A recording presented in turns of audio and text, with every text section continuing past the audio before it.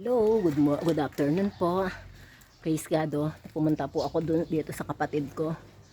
Tingnan mo yung upo niya. Bakit bilog? Kala ko pakwan. Binigyan po ako ng pakwan. Sabi ko pakwan. Ngayon pala upo. Tingnan niyo po, oh. Yung upo niya bilog. Yan, oh. Laki, oh. Bilog po yung mga upo. Yan po yung ano niya. Halaman niya dito sa likod ng bakuran. Yan, mayroong kamuti po na gapang. Yan, marami siyang talbos. Yan po, mayroon siyang sitaw banda doon. May mga sitaw po. Ayan, mayroon siyang kalabasa. Ito, kamatis. Sili. Ayan po, may sili siya. May sili. Tapos mayroon po siyang kalabasa. Ayan, may buko na po, oh. Nag-aaral na magbunga yung kalabasa niya.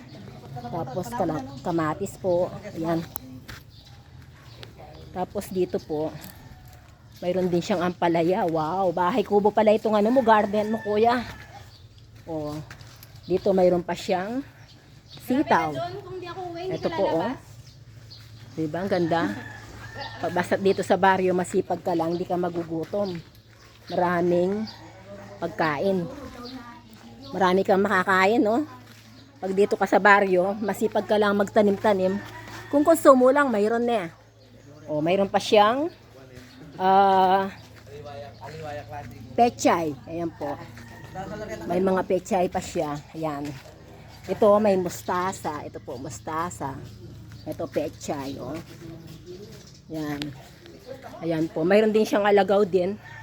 Ito po, oh. Mayroon din siyang alagaw. Ayan, oh.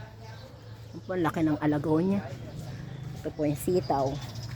Ayan, ang palaya, oh. May mga ampalaya po, oh. Ayan, ayan, oh.